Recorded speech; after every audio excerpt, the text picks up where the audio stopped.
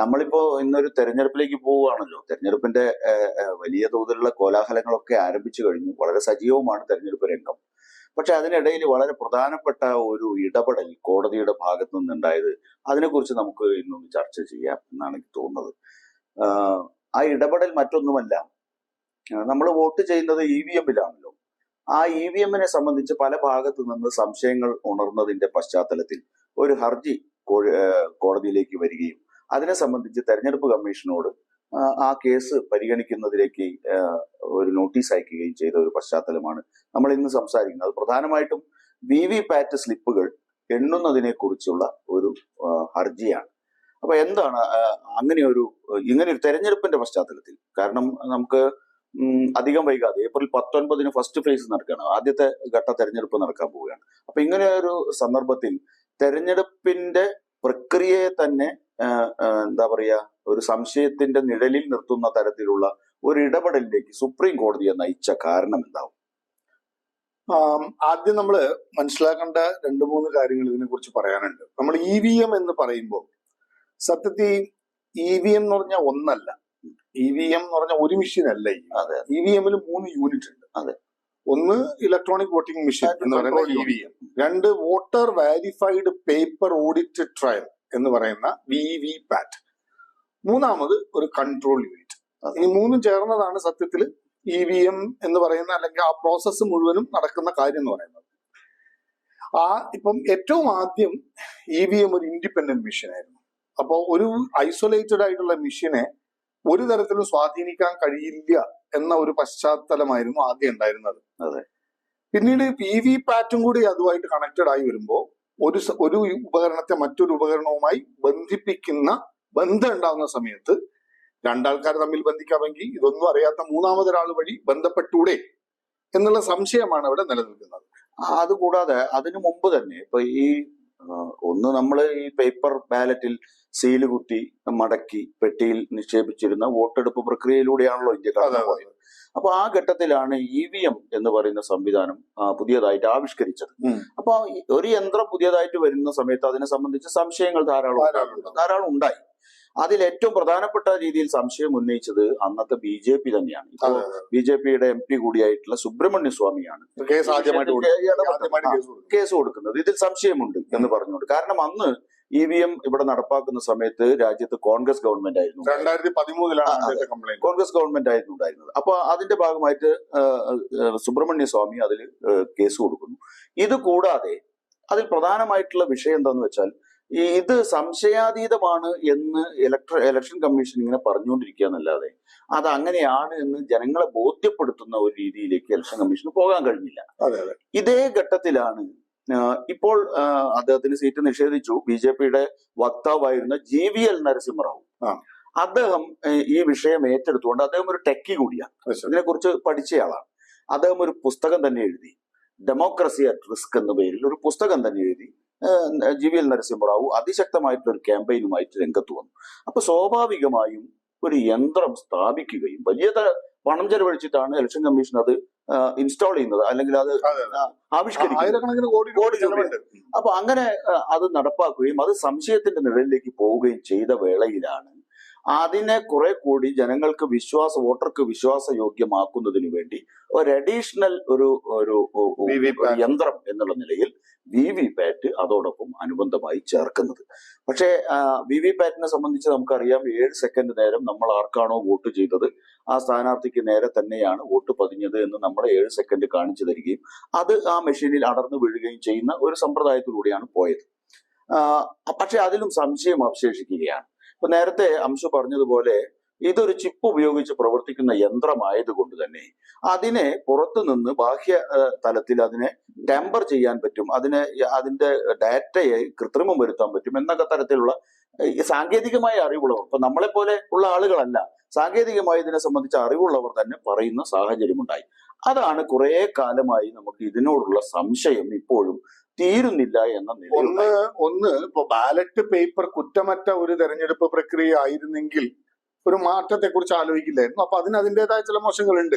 ഇല്ല എന്ന് ഞാൻ പറയുന്നില്ല. ബാലറ്റ് പേപ്പറിന്റെ മോശം പ്രധാനമായിട്ടും അത് ബൂത്ത് പിടിച്ചെടുക്കുക, കള്ളവോട്ട്, അങ്ങനെയുള്ള ഒരുപാട് പ്രശ്നങ്ങൾ നമ്മൾ അതിനെ എതിർക്കേണ്ട കാര്യം. കാരണം എന്താ വെച്ചാൽ ഒരു സിസ്റ്റത്തിൽ മാറ്റങ്ങളുണ്ടാവും സാങ്കേതിക വിദ്യ വളരുന്നതിനനുസരിച്ച്. പക്ഷെ അതിൽ ശ്രദ്ധിക്കേണ്ട ഒരു കാര്യം എന്ന് വെച്ച് കഴിഞ്ഞാൽ പല സാങ്കേതികമായി വികസിത രാജ്യങ്ങളും വോട്ടിംഗ് മെഷീനിൽ നിന്ന് വീണ്ടും തിരിച്ച് ബാലറ്റിലേക്ക് വന്ന ചരിത്രങ്ങളുണ്ട്. ഓക്കെ, ഇവിടെ നമ്മൾ മനസ്സിലാക്കേണ്ട 2-3 അഡീഷണൽ കാര്യങ്ങളുണ്ട്.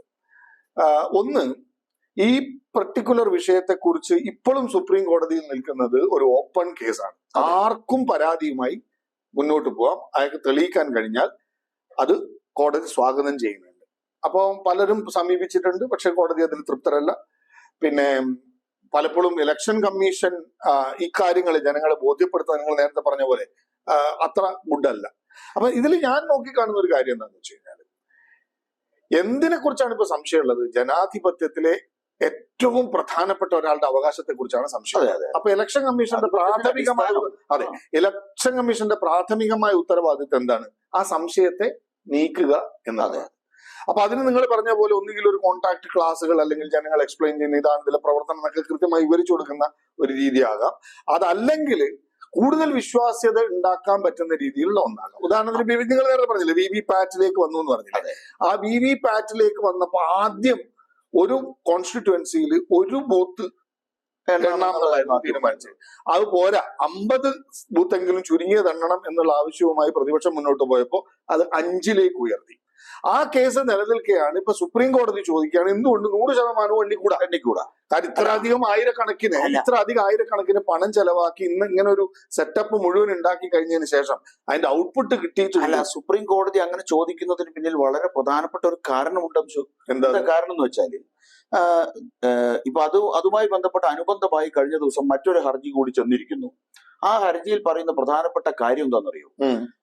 നമ്മുടെ ജനപ്രാതിനിധ്യ നിയമം പറയുന്നത് ബാലറ്റ് പേപ്പർ എണ്ണണം എന്നാണ്. ബാലറ്റ് പേപ്പറിൽ തെരഞ്ഞെടുപ്പ് നടത്തണം. അപ്പൊ അതിന് അനുബന്ധമായി ഇത്തരത്തിലുള്ള ഉപകരണങ്ങളുടെ സഹായം തേടാം എന്നൊരു ക്ലോസ് ഉള്ളത് കൊണ്ടാണ് ഈ ഉപകരണങ്ങൾ അതിനോട് അറ്റാച്ച് ചെയ്ത് അല്ലെങ്കിൽ ആവിഷ്കരിച്ചതെന്നാണ് അതിൽ പറയുന്നത്.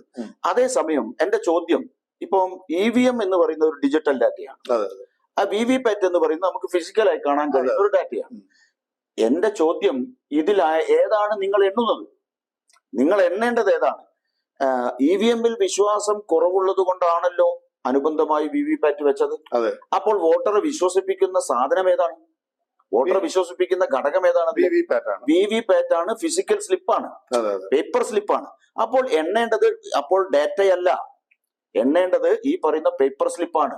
അതേസമയം ഈ കേസിലേക്ക് ഇന്റർവ്യൂ ചെയ്തുകൊണ്ട് അല്ലെങ്കിൽ അതിന് മറുപടി പറഞ്ഞുകൊണ്ട് സുപ്രീം കോടതിയിൽ ഇലക്ഷൻ കമ്മീഷന്റെ അഭിഭാഷകൻ പറഞ്ഞെന്താന്ന് വെച്ചാൽ, നേരത്തെ അങ്ങനെ ആ സ്ലിപ്പ് ആർക്കാണ് വോട്ട് ചെയ്തത് എന്ന് കാണുന്നത് ഒരു വോട്ടറെ സംബന്ധിച്ചിടത്തോളം മൗലികാവകാശമല്ല എന്ന തരത്തിലുള്ള ഗുരുതരമായ ഒരു നിലപാടാണ്. വ്യക്തമാവുന്നില്ല. ഇവിടെ അവർ പറയുന്നത് നിങ്ങൾ വോട്ട് ചെയ്യുമ്പോൾ നിങ്ങൾ കാണുന്നു ആർക്കാണ് ചെയ്യുന്നത്, അത്രയും അവകാശം മതിയെന്നാ. പക്ഷെ സുപ്രീം കോടതിയുടെ ഇടപെടൽ, സുപ്രീം കോടതിയുടെ ചോദ്യം, എന്തുകൊണ്ട് നിങ്ങൾക്ക് 100% സ്ലിപ്പും എണ്ണിക്കൂടാ? അപ്പൊ ഇവര് പറയുന്നത് കാലതാമസം വരുന്ന കാലതാമസം. ഇപ്പൊ ഏപ്രിൽ 19 തെരഞ്ഞെടുപ്പ് നടക്കുന്ന ഒരാള് ജൂൺ 4-ാം തീയതി 45 ദിവസം കാത്തുനിൽക്കല. അതിന്റെ കൂടെ 2 ദിവസം കൂടെ കൂടുതൽ കാത്തുനിൽക്കുന്നുണ്ട്.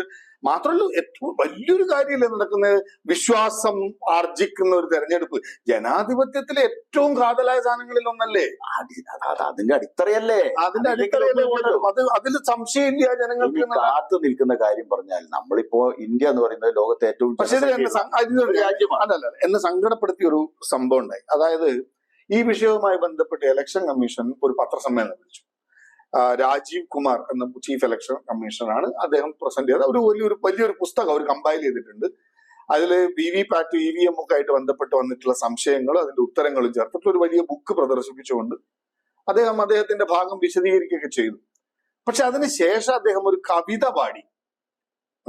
ആ കവിതയുടെ മലയാളാർത്ഥം എങ്ങനെ ഹിന്ദിയിലാണ്, ഇന്ത്യയിൽ ഒരു ഉറുദു ബേസ്ഡ് ആയിട്ടുള്ള ഒരു വാക്കുകളൊക്കെ അതിനകത്തുണ്ട്. പറയുന്നത്, നിങ്ങൾ തോക്കുമ്പോ എന്നെ കുറ്റം പറയല്ലേ, EVM പാടുന്നത് പോലെ. എന്ന് വെച്ചാൽ അതിന് വളരെ ലൈറ്റ് ആയിട്ടുള്ള ഒരു വേർഷനില് ഇലക്ഷൻ കമ്മീഷനെ പോലത്തെ ഒരാള് ഇതിനെ ഒരു ലാഘവ ബുദ്ധിയോടെ എനിക്ക് ഭയങ്കര സങ്കടം തോന്നി. അത് കേട്ടപ്പോ അയ്യോ ഇങ്ങനെയല്ലല്ലോ അതിനെ കുറിച്ച് പ്രതികരിക്കേണ്ടത്. ഒരു വോട്ടർ കൗണ്ട് ചെയ്യുന്ന വോട്ട് കൃത്യമായ സ്ഥലത്ത് എത്തുന്നില്ല. ബിജെപിക്കാരൻ പറയുന്ന ഭാഷയാണ്. കാരണം നിങ്ങൾ തോൽക്കുമ്പോൾ ഇതിനെ അതെ ബിജെപിക്കാരൻ പറയുന്ന ഭാഷ തന്നെയല്ലേ ഇലക്ഷൻ കമ്മീഷനും പറയുന്നത്. എനിക്കെന്തോ കേട്ടപ്പോ ഒരു സങ്കടം തോന്നി. കാര്യം ഒരു ഭരണഘടനാ സ്ഥാപനത്തിന്റെ തലപ്പത്തിരിക്കുന്ന അവിടെയാണ് ഇലക്ഷൻ കമ്മീഷന്റെ സമീപനത്തിലെ പ്രശ്നം. ഇത് നേരത്തെ അംശു പറഞ്ഞതുപോലെ ഇത് തെളിയിക്കേണ്ടത് ആരുടെ ഉത്തരവാദിത്വമാണ്? ഇവിടുത്തെ വോട്ടറുടെ അല്ല. നമുക്കറിയാം ഈ 2024 എത്തി നിൽക്കുമ്പോഴും നിരക്ഷരരായിട്ടുള്ള ഏതാണ്ട് 10-30% വോട്ടർമാർ ഈ രാജ്യത്തുണ്ട്. അങ്ങനെയുള്ള ഒരു രാജ്യത്തെ തെരഞ്ഞെടുപ്പ് പ്രക്രിയയിൽ അത് തെളിയിക്കാൻ നേരത്തെ ഹാക്കത്തോൺ വെച്ചു. ഇതിനെ സംബന്ധിച്ച് വലിയ തോതിൽ ആക്ഷേപം ഉയർന്നു വന്നപ്പോൾ തെരഞ്ഞെടുപ്പ് കമ്മീഷൻ ഹാക്കത്തോൺ വെച്ചു. ഇവിടുത്തെ രാഷ്ട്രീയ കക്ഷികളിൽ 1-2 പേർ മാത്രമാണ് അതിൽ നാമമാത്രമായെങ്കിലും പങ്കെടുത്തത്. എന്താ കാരണം? അതിൽ നിരവധി കണ്ടീഷനുകൾ വെച്ചുകൊണ്ടാണ് ഹാക്കത്തോൺ വെച്ചത്. ഓപ്പണായി ഏത് മെഷീൻ വേണമെങ്കിലും നിങ്ങൾക്ക് തെരഞ്ഞെടുക്കാം. വളരെ അങ്ങനെയുണ്ടല്ലോ, ഒരു ഓഫ് ആൻഡ് ആയിട്ടുള്ള ഒരു ഓഫർ അല്ല ആര് കൊടുത്തത്, ഇലക്ഷൻ കമ്മീഷൻ കൊടുത്തത്. ഇന്ന ഡിവൈസുകൾ ഉപയോഗിക്കാൻ പാടില്ല, ഞങ്ങൾ നൽകുന്ന യന്ത്രം മാത്രമേ പരിശോധിക്കാൻ പാടുള്ളൂ, ഇങ്ങനെ തുടങ്ങിയിട്ടുള്ള കണ്ടീഷൻ വെച്ചപ്പം അന്ന് നമുക്കറിയാം ഡൽഹിയിലെ നിയമസഭയ്ക്കകത്താണ് അവിടുത്തെ ഒരു ടെക്കി ആയിട്ടുള്ള MLA അതിന് ഡെമോൺസ്ട്രേഷൻ നടത്തിയത്. ഇത് ഹാക്ക് ചെയ്യാം. അങ്ങനെ വലിയ തോതിലുള്ള ആക്ഷേപമാകട്ടെ ഉയർന്നു വന്നപ്പോൾ എഞ്ചിനീയർമാരൊക്കെ പറയുന്ന ഒരു ഭാഷയുണ്ട്. അത് പ്രോഗ്രാം ചെയ്യപ്പെടാൻ സാധിക്കുന്ന ഒരു സാധനമാണെങ്കിൽ അത് ആർക്കും ഹാക്ക് ചെയ്യാൻ കഴിയുന്ന ആണ്. പക്ഷെ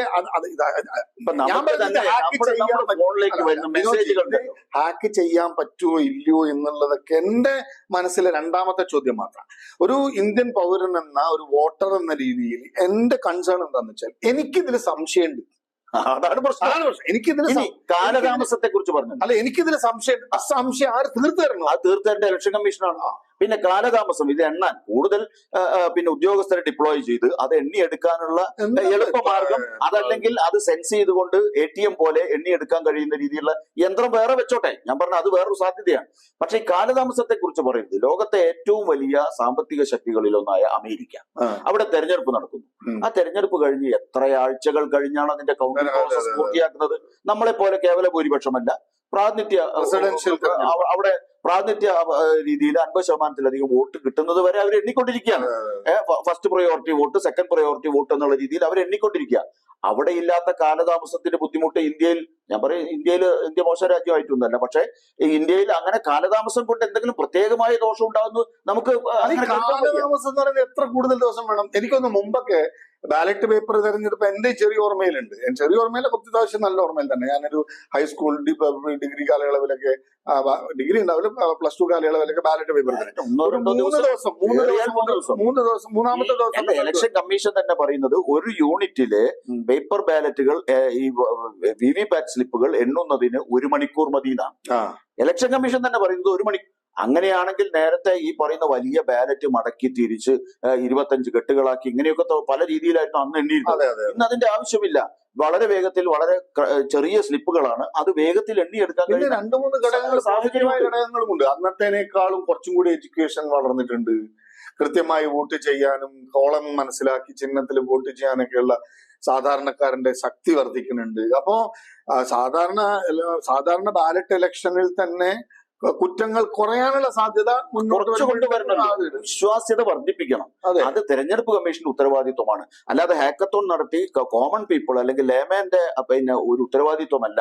ഇത് ഒരു വോട്ടറുടെ ഉത്തരവാദിത്വമല്ല. ഞാൻ ഏർപ്പെടുന്ന സംവിധാനം കുറ്റമറ്റതാണെന്ന് പറയുന്നത് അവരുടെ ഉത്തരവാദിത്വമാണ്. ഇപ്പൊ വേറൊരു ഇത് സംബന്ധിച്ച് മറ്റൊരു പഠനം പുറത്തു വന്നത് അശോക സർവകലാശാലയിലെ ഡോക്ടർ സവ്യസാചി ദാസ്, അദ്ദേഹത്തെ അവസാനം അവിടുന്ന് പുകച്ചു പുറത്തു ചാടിച്ചു. അവിടുത്തെ എക്കണോമിക്സ് ഡിപ്പാർട്ട്മെന്റിലെ അസിസ്റ്റന്റ് പ്രൊഫസറായിരുന്നു.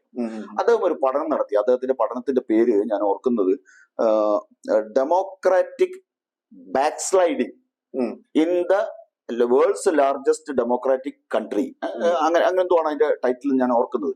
ആ പഠനത്തിൽ അദ്ദേഹം പറയുന്നത് BJP വളരെ ചെറിയ മെജോറിറ്റിയിൽ ജയിച്ച കോൺസ്റ്റിറ്റ്യുവൻസികളിൽ അദ്ദേഹം നടത്തിയ പഠനം, അവർ പ്രത്യേകമായി ഒരു തെരഞ്ഞെടുപ്പ് പ്രവർത്തനം ഒന്നും നടത്താതെ ആനുപാതികമല്ലാത്ത, അങ്ങനെയാണല്ലോ പഠനത്തിലുള്ള ഭാഷയൊക്കെ പറയുക, ആനുപാതികമല്ലാത്ത വിജയം BJP നേടിയതാണ്.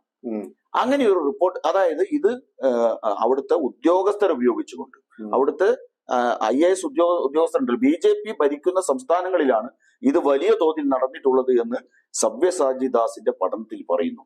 അപ്പോൾ സ്വാഭാവികമായും സാധാരണക്കാരായ നമ്മൾ ഇതൊക്കെ വായിക്കുന്നവരാണ്. നമുക്ക് ഇതിൽ സംശയം തോന്നിയാൽ എവിടെയാണ് ഇതിന്റെ പരാജയം വരുന്നത്? ഈ രാജ്യത്തിന്റെ മഹത്തായ ജനാധിപത്യ പ്രക്രിയയാണ് തകരുന്നത്. അതിലുള്ള വിശ്വാസ്യതയാണ് നമുക്ക് നഷ്ടപ്പെടുന്നത്. അപ്പൊ തെരഞ്ഞെടുപ്പ് എന്ന് പറയുന്നത് വിശ്വാസയോഗ്യമായി, സുതാര്യമായി, സമയബന്ധിതമായി നടത്തുമ്പോൾ മാത്രമാണ് നമുക്ക് ഈ പ്രക്രിയയിൽ മീനിങ് ഉണ്ടാവുന്ന. അല്ല, ഞാന് വിനോജ്, ഇതില് 2024 തെരഞ്ഞെടുപ്പ് ഒരു വലിയ ഒരു വിപ്ലവമായിരിക്കും എന്റെ മനസ്സിങ്ങനെ. അതെ അതെ, എന്തൊക്കെയോ തരത്തിലുള്ള വലിയ മാറ്റങ്ങൾ കാണാൻ പോകുന്നു എന്ന് എനിക്ക് പലപ്പോഴും തോന്നാം. ഉദാഹരണത്തിന്, നാളിതുവരെ ഇല്ലാത്ത ആർജവം സുപ്രീം കോടതി പല വിഷയങ്ങളും കാണിക്കുന്നു. അല്ല, ഞാൻ ഇക്കാര്യത്തിൽ സുപ്രീം കോടതി ചോദിച്ച ചോദ്യത്തെ വലിയ തോതിൽ റെസ്പെക്ട് ചെയ്യാണ്. എന്തുകൊണ്ട് നിങ്ങൾക്ക് 100 എണ്ണിക്കൂടാ? 100% അങ്ങനെ സാധനം കൃത്യത കൂട്ടാൻ പറ്റുന്ന ഒരു സാധനം കിട്ടിയിട്ട് അതിനെ ഉപയോഗിക്കാതിരിക്കുക എങ്ങനെ സയന്റിഫിക് ആവാം? അതെ. പിന്നെ അതുപോലെ ഈ പറഞ്ഞ ഇലക്ട്രൽ ബോണ്ടിന്റെ കാര്യത്തിൽ സുപ്രീം കോടതി എടുത്തെടുത്ത നിലപാടുകളും കാര്യങ്ങളും പ്രധാനപ്പെട്ട വളരെ പ്രധാന. പിന്നെ ഓൾറെഡി തന്നെ രാഷ്ട്രത്തിന്റെ പല സംസ്ഥാനങ്ങളിലും കാണുന്ന തെരഞ്ഞെടുപ്പ് പ്രക്രിയയിൽ ഉണ്ടാകുന്ന ചടുലത ഇങ്ങനെ കൂടി വരികയാണ്. നേരത്തെ ഒരു എന്താ പറയുക, ഡിക്ലെയർഡ് ഇലക്ഷൻ പോലെയായിരുന്നു ഉണ്ടായിരുന്നത്. കാരണം എന്താണെന്നറിയോ, നമുക്ക് ഈ സംശയം ഒരു ഭാഗത്ത് ഈ പറയുന്ന സംശയങ്ങൾ നിൽക്കുമ്പോൾ തന്നെ തെരഞ്ഞെടുപ്പ് പ്രക്രിയയെ വിശ്വാസയോഗ്യമല്ലാതാക്കി തീർക്കുന്ന ഒരു തരം പാർഷ്യാലിറ്റി പോലെ, അല്ലെങ്കിൽ ഈ പറയുന്ന അധികാരത്തിന്റെ ദുർവിനിയോഗം പോലെ തെരഞ്ഞെടുപ്പ് കമ്മീഷണർമാരെ തന്നെ മാറ്റുന്നതും മറിക്കുന്നതും അവര് രാജിവെച്ചു പോകുന്നതും പുതിയ ആളുകളെ പെട്ടെന്ന് തന്നെ വെക്കുന്നതും ഒക്കെ അങ്ങനെ ഉണ്ടല്ലോ. പഴയ കാലത്തിന്റെ ആ ഒരു ഇതൊക്കെ ഒരു ഭരണഘടന പരിരക്ഷയുള്ള ഒട്ടോണമസ് ആയ ഇൻഡിപെൻഡന്റ് ആയ സ്ഥാപനങ്ങളാണ് ഈ തെരഞ്ഞെടുപ്പ് കമ്മീഷൻ എന്നൊക്കെയുള്ള തോന്നലിലും ചെറിയ കറ വീഴുന്നുണ്ട്. അവിടെയൊക്കെ സംശയങ്ങൾ വരുന്നുണ്ട്. അപ്പൊ സ്വാഭാവികം ഒരുപക്ഷെ അതൊക്കെ കൊണ്ടായിരിക്കാം സുപ്രീം കോടതി ചില കാര്യങ്ങളിൽ കറക്റ്റ് ആയിട്ടുള്ള സ്ഥിരമായ തീരുമാനമാണ്. എന്തായാലും ഈ അടുത്ത ആഴ്ച തന്നെ കേസ് കേൾക്കുമെന്നാണ്. പക്ഷെ അതിന് സമയം ഉണ്ടാവും. ബാലറ്റിലേക്കൊന്നും പോകുമെന്ന് എനിക്കെന്തോ ബാലറ്റിലേക്ക് പോകുന്നത് വ്യക്തിപരമായിട്ട് പറഞ്ഞാൽ, അല്ല, ഇതിന് വേറൊരു കാര്യം ഞാൻ അതിനോട് യോജിക്കുന്നില്ല. വേറൊരു കാര്യമാണ് കേട്ടോ, നിങ്ങൾ ഇപ്പറഞ്ഞ അതേ സംഭവം.